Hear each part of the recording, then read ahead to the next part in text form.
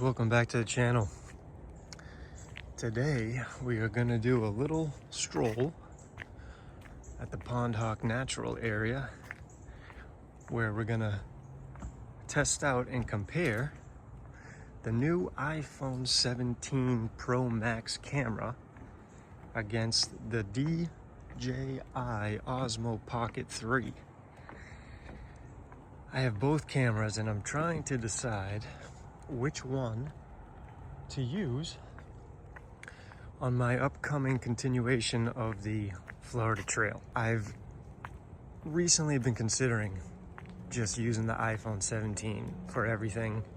I got the most amount of storage for this one, so I won't have to worry about maxing that out. Because up until this point, I have been using the DJI, I can't even pronounce it, it's the DJI Osmo 3 on the majority of my adventures. Sometimes I use the Insta360, but I think I'm done with the Insta360 and I'm trying to just narrow everything down, really trying to minimize my gear in my pack. So now I'm stuck between which camera to use. Maybe I'll keep both, maybe not, but this is going to be a test today and a comparison to kind of help me decide what to do for my upcoming hikes. So right now, for this intro, I've been filming on the iPhone 17. It's very stable, but it is hard to keep my arm stable as like the gimbal, because that's what I'm doing. I'm just kind of like holding it, so it may be like a little jerky like that at times, but for the most part, it's pretty good. So I'm just gonna do a little test walk with this, take you through this preserve, this nature area. So I'll do a little bit of filming at first with the iPhone 17, and then a little later I'll film with the Osmo Pocket by itself. And then I think I may do a side-by-side comparison at some point, so both of them filming at the same time.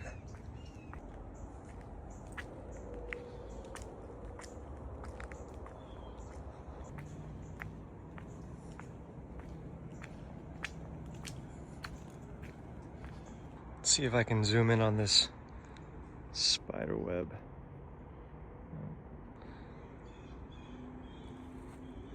Can't really see it. Oh, there it is. Let's check out the zoom.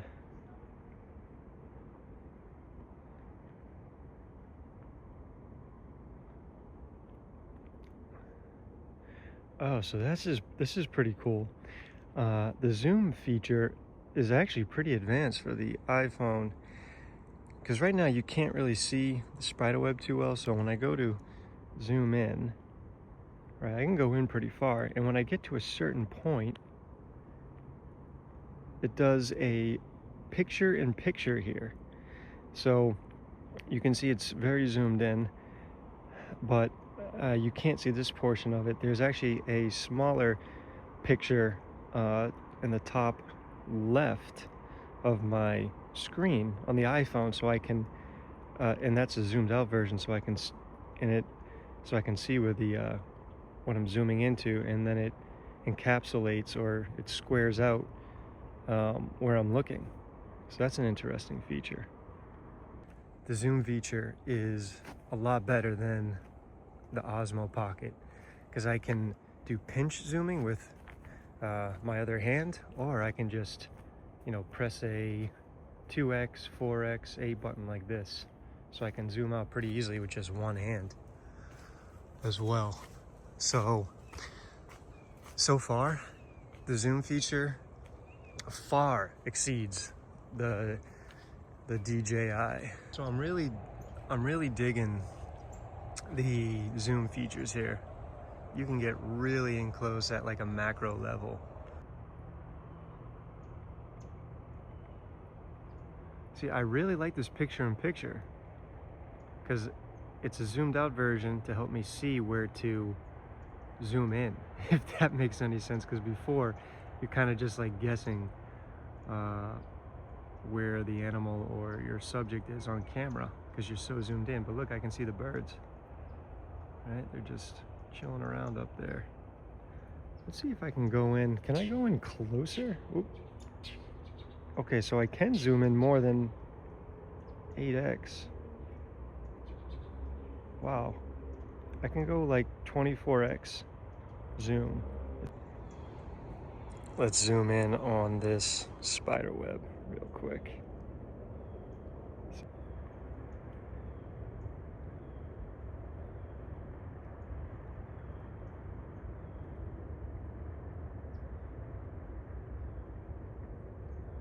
I don't think there's actually any spider in that spider web.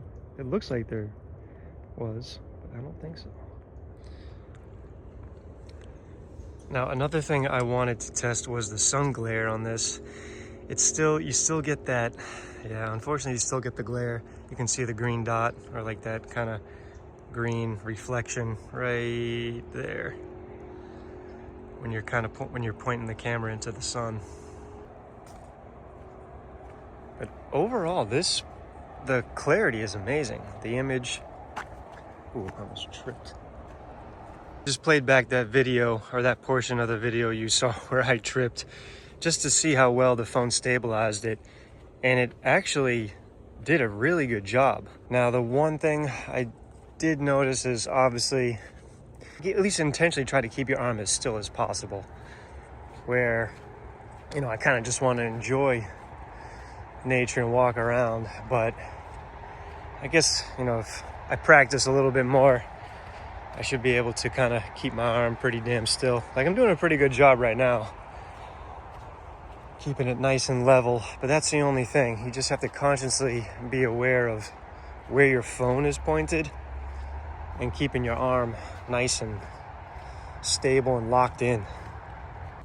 Now, the other thing with this, with filming with the iPhone using the native camera, is you can't switch between like a first person POV and then like pointing the camera back at myself.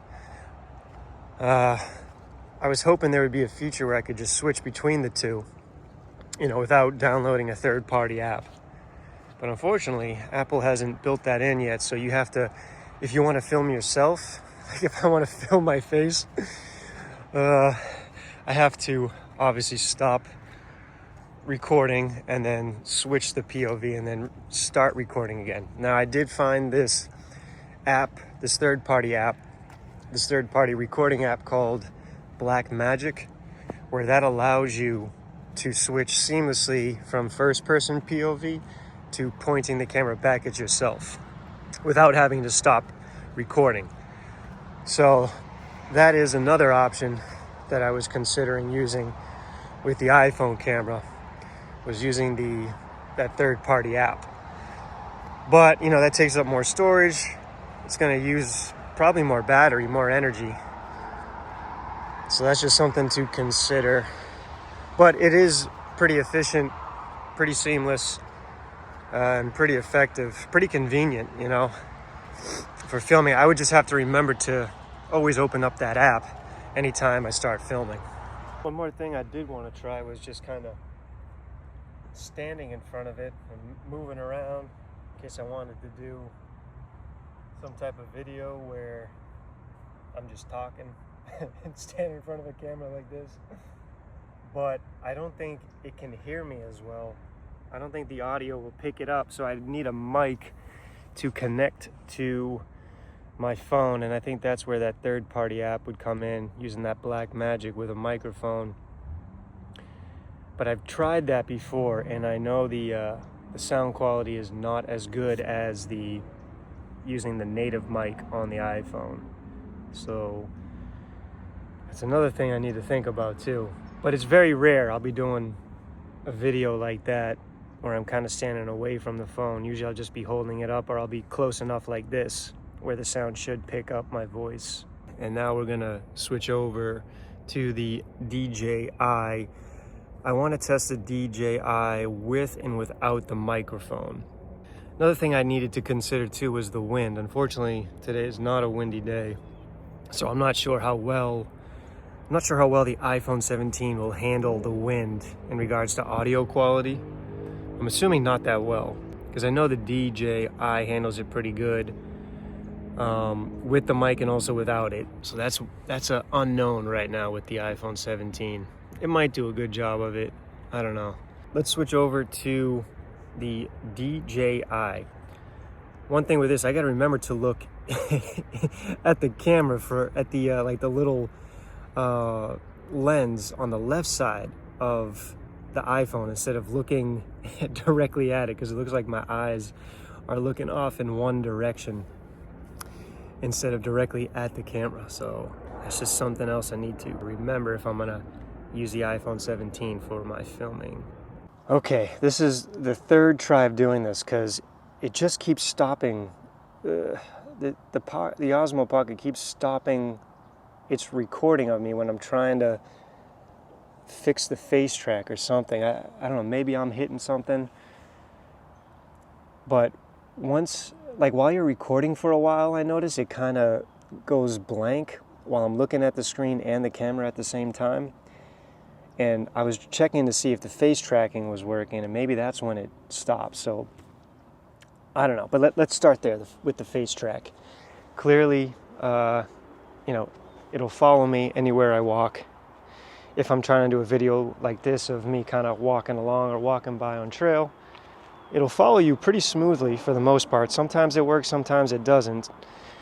But this will be a rarity of a type of shot I'll do on trail, just because it's extremely time consuming to go set it up, come back, walk by, and then go get the camera again. So it'll mostly just be point and shoot type of shots for me while I'm on trail, whether I'm holding it and the camera's facing me for like a little selfie monologue, but most of the time I'll have it pointed in front of me as I'm walking along trail to give you a POV of what I'm experiencing. Next, it comes with this mic, which is actually pretty good, very easily wearable and attachable. It comes with a clip and also a magnetic strip. Right now I have it attached via the magnetic strip, so if I jump up and down, you can see it's pretty damn strong. Like if I'm running, it'll stay there as you're kind of moving along. So that's pretty secure. You can also, just to give you an idea what that looks like, it's just this little strip here. It connects there.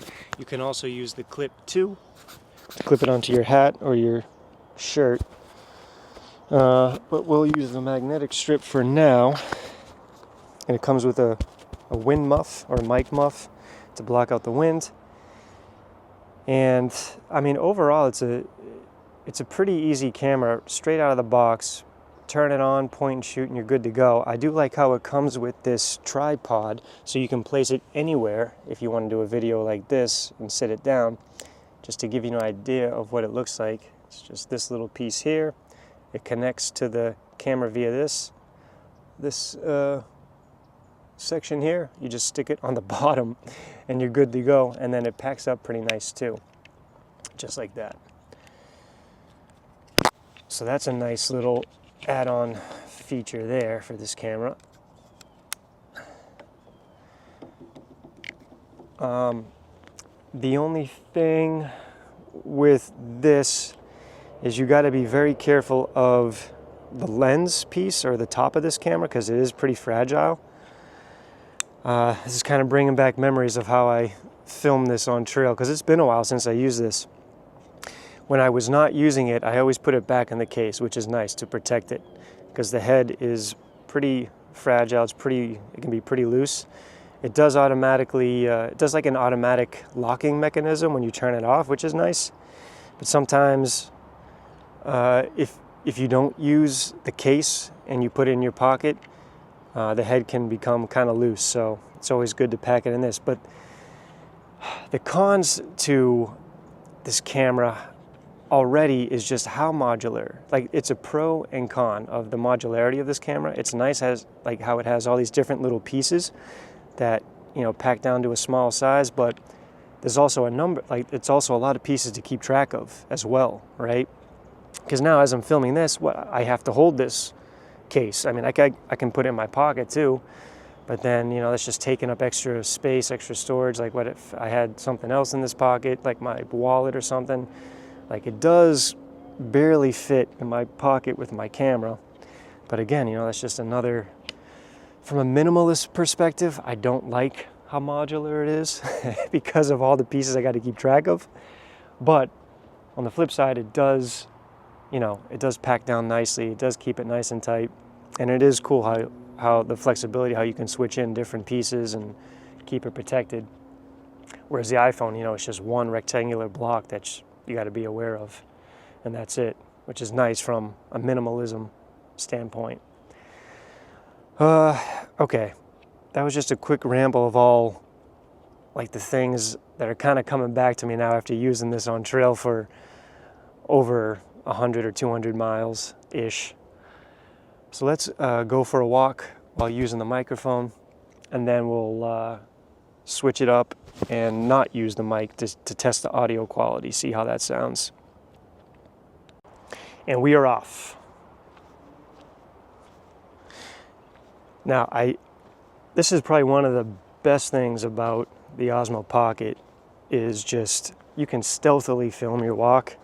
Like right now, I'm holding it up near my chest, and you know, it's pretty easy, pretty stable, but I can also hold it down right next to my hip as I'm walking around, almost like a natural gait.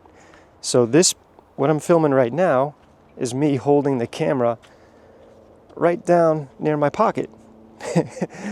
Like I would if I was just walking, you know, with your hands just naturally swinging by your side. Now you do have to double click to make sure it adjusts properly when you kind of change the position of where you're filming. You know, so it points straight. That's the other thing, is you just have to be mindful if you switch your filming positions, if the camera is pointing straight or not. For the most part, it usually does a pretty good job of following you along here, but every now and then you kind of have to look down at the screen to check. But for the most part, this thing is pretty stealthy when filming. It doesn't cause a lot of attention or bring a lot of attention to you.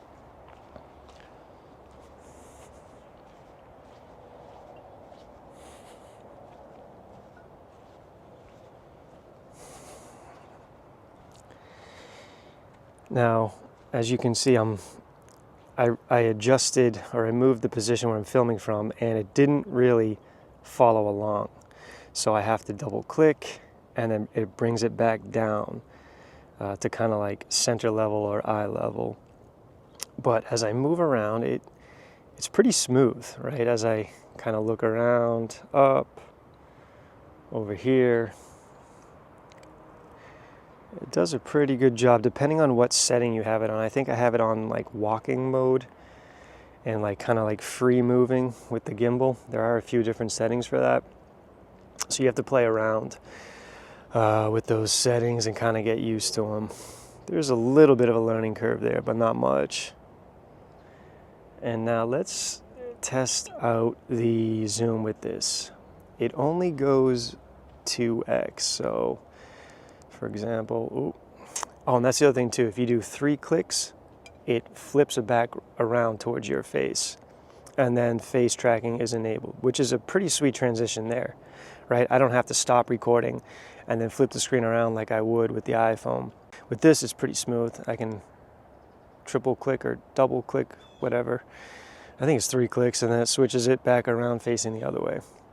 Now let's try to zoom in. Now with the zoom, you actually have to click the zoom on the screen first, and then you can start zooming in with the joystick. And that's about as far as it goes. Only 2x. And then if I were to zoom all the way out, that's like the range right there. So not much. I'll try to do this at a lookout point up here in a little bit.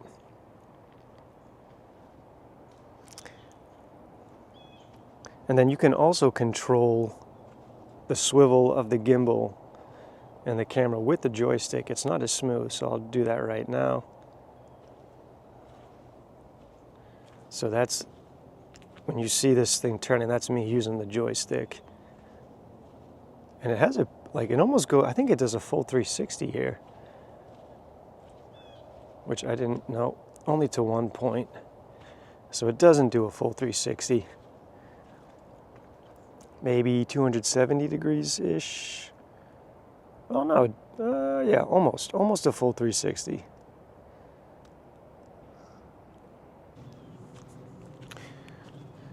So the mic does sync and pair pretty quickly.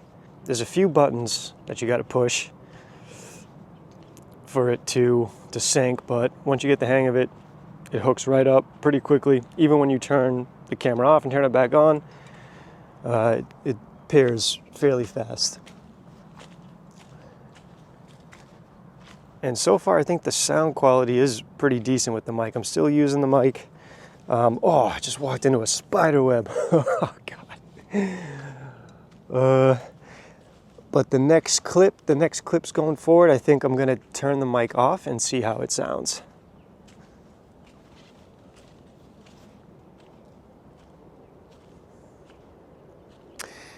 And one thing I did want to test was if there was any sun glare. I couldn't remember if there was or not with this. And so far, I don't think there is. As I zoom in, yeah, I don't see much glare at all. And I'm pointing the camera directly at the sun. So that is one thing I like. That's another thing I do like about this camera. It's not just one thing. There's a few things I like about this. Okay, I have turned the microphone off. I'm no longer using it. And now we are testing the audio without the mic as we're walking along. If I remember correctly, I think it does a pretty good job of capturing audio when you're not using the mic as well. How about while it's facing me, I just want to make sure this doesn't impact the audio at all. It shouldn't when I switch the POV. So as I'm kind of using this again, this is kind of bringing back memories of using this device on trail and how I had to kind of fumble around with the case, the mic, the tripod, just like the other pieces. Because of how modular this is, I'm always constantly worried about losing something or searching for something or rumbling or just kind of like bustling around trying to find the pieces in my bag or like my pack. Just rummaging around, looking for them. Like that's what I was just doing before I turned this on, was trying to find where I put the damn case. I couldn't remember if it was in my pocket, so I had to, and I'm holding the coffee, and I'm trying to drink my coffee while I'm doing this. So it's not like I have an extra hand, right, to search for it. So I gotta put that in here, then I gotta try to feel around in my pockets, and then I thought I lost it because I thought I put it in my pocket, but it was really in my pack, so I had to search in my pack for that. And then I didn't, and then I remembered I removed the tripod from this device, and I was like, oh shit, where the hell did I put that? And I thought I left it back at the bench, but it was in my my bag. So fortunately, I had that with me. But that just reminded me of how like paranoid I was, like losing pieces of this, and how I had to keep track of everything. So that's kind of a pain. That's probably the reason why I only carried the handheld, like the handheld device, no attachments, and only the case. And that's also why I didn't like wearing the mic or bringing the mic everywhere I hiked, was because I could lose that too. So that was kind of annoying. All the pieces I had to keep track of. So just sticking to the camera itself and the case was easy enough for me. But even then, I didn't like fumbling around with those two. Because you have to put it back in the case with this, like I said, with the head of the lens here and how fragile that is. But that just reminded me, just those couple of minutes there, of why I didn't like bringing all those extra pieces, and also why I am a little bit torn with this camera. But overall, like, the quality is good. And the other thing is the zoom. I'm not a big fan of how weak the zoom is, but the quality of this, the lack of sun glare, and I think the audio quality of this is actually pretty good. I'm gonna have to play these videos back so I can listen. Like, the gimbal does make this a lot smoother experience for the viewer. And also the stealth and compactness of this is very nice. So now, I don't know if you can hear. So that's the other thing. When you don't use the mic, you have to keep the camera somewhat close to your mouth. I see, like right now I'm holding it down by my pocket while I'm walking. So you probably can't hear my voice as well, so I have to talk louder. Now I'm holding it back closer to my face, almost like chest level, right in front of my mouth. And now I have to readjust because I moved positions. Let me flip this back around. And I'm sure you can probably hear me better. So there's just a few, of course, you know, nothing's perfect. There's a few caveats with everything.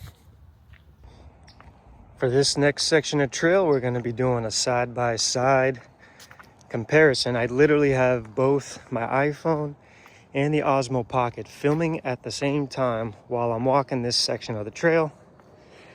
So let's see how they both do.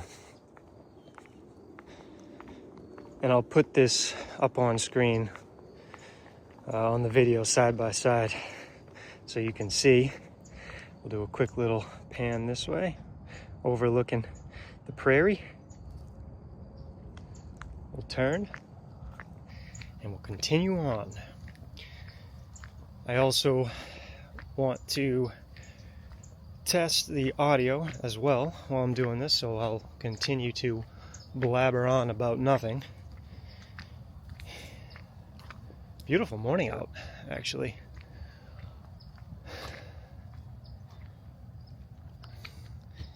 Let's see here. Can I zoom over?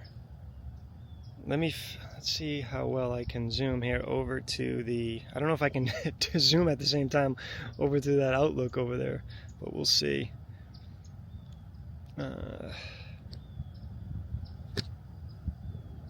So that's about as far as the Osmo Pocket will go, but the iPhone on the left, you can see, can zoom all the way in there. I just went to 8x there, 4x, 2x, 1x, half. Osmo Pocket is on 2x. Now I'm zooming back out. It's just not, the power of the zoom is not there for the Osmo Pocket.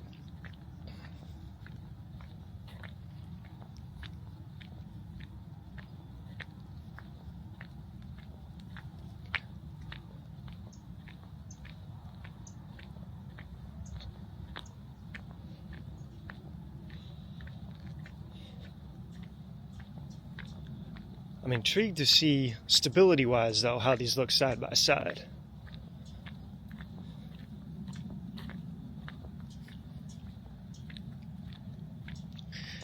Again, testing the audio. How do I sound? As I'm walking along here, as I'm turning around. Now I think I want to have both face me, so I'm going to stop the iPhone. Okay, now I got both facing me. Had to take off the hoodie. It's getting hot down here. And how's the audio looking? How's the audio sounding? And how are the visuals looking here?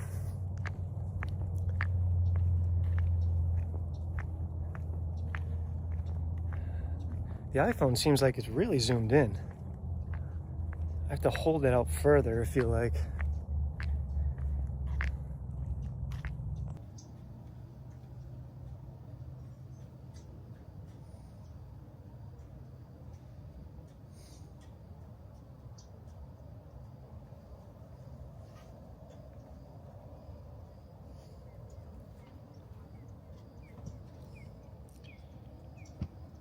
Here's just another still shot. Just wanted to do a still shot, somewhat still shot for both cameras. Just to view the overall quality and color. I think the Osmo Pocket is more of a washed out look, whereas the iPhone 17 I think really brings in the color nicely.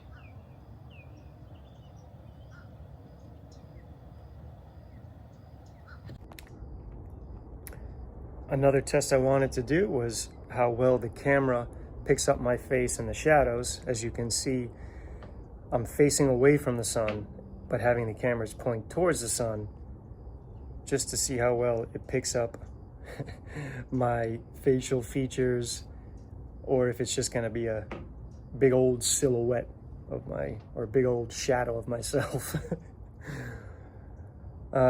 Now, something I noticed too was with the iPhone 17, there is no zoom when it's facing you, whereas the Osmo Pocket, I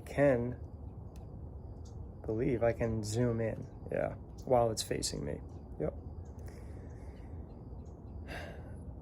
So, the iPhone 17, I'll have to hold out further when I want it to face me and do like a little self monologue.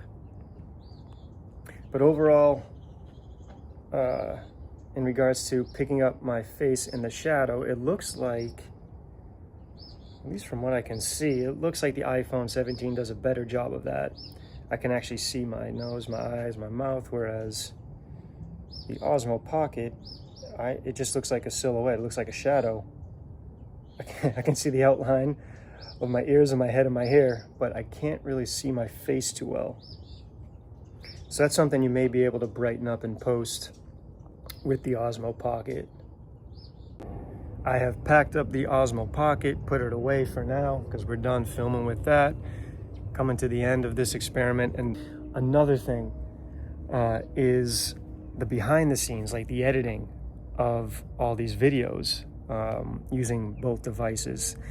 I'm starting to implement a new strategy for editing where I'm going to try to edit on the go.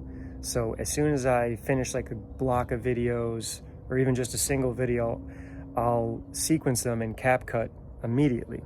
I like using that app. It's pretty powerful. Whereas for the DJI, the Osmo Pocket, you have to connect to the DJI app in order to extract those videos from the SIM card or the SD card in the camera. Now you could also carry around an SD card storage holder, right, and use that, but then that's just another piece of equipment, another thing you need to connect. But the cool thing about the DJI app is you can download wireless connection. But then, you have to download it onto that app, sequence them in that app, and then you actually have to download them onto your phone itself. You just can't upload directly to YouTube from the DJI app. So you end up bringing them onto your phone's hard drive anyways. And you can run into storage issues there, which is why I actually ended up getting like the 2 terabyte for the iPhone, because I just was constantly running out of space. So that's the other thing, is the whole editing process, uploading. It's kind of a pain with the Osmo, right? To get them on your phone, and then so you're downloading to uploading. It's just a pain. Whereas the iPhone, a lot more streamlined process with the iPhone. Yeah, that was another issue I had, or a pretty big discrepancy comparison point between the two devices. Look at that bird. I think I'm gonna go to a new location and kind of just do a final comparison. As you can see, I've switched up locations. I decided to come to the beach to see if there was any wind here. I figured if there was wind anywhere, it would be here, but it's actually very calm today. As you can see, there's no waves. So I think I'm just gonna wrap up the video here at the beach. I noticed the Osmo Pocket, it runs out of battery quick. It uses that up fast, as well as the mic. If you don't have the mic charged or the camera charged to full capacity, you're in your hat, like not even more than halfway done with the hike, you're gonna have to end up switching over to your iPhone to film. I found myself doing that quite often, actually, out in the field when I was using it to record a lot of my prior hikes and prior adventures. Whereas the iPhone, the battery lasts a decent amount of time and charges pretty quick. The Osmo charges pretty quick as well, so you'd have to, stop and charge it with your portable charger. But I think the iPhone battery lasts longer and is better, more energy efficient. Waterproofing. I noticed, now this is not from today's in-field testing, but in the past I have tried using the Osmo Pocket while it's raining. I remember in Bali when I was trying to record myself walking through the monkey forest, the camera got wet and it started freaking out. So it is not waterproof at all. I couldn't even turn it on properly. The audio quality got messed up, and it was an issue until it fully dried out. So I couldn't use it for like a day or two after it got wet. Whereas the iPhone has a pretty IP waterproof rating, especially I think the iPhone 17 is more water resistant. So that's a huge advantage, in regards to weather. I think the iPhone performs better. So those are all the features, pros, cons, concerns that I had that I kind of wanted to document. I'm hoping this will help me decide what I'll end up doing. Ultimately, I haven't made a decision yet. I might keep both for now, but I am slightly leaning more towards just using the iPhone just for everything. It's just easier. That's it. Hope this helps y'all as well. Yeah, stay tuned for the upcoming adventures.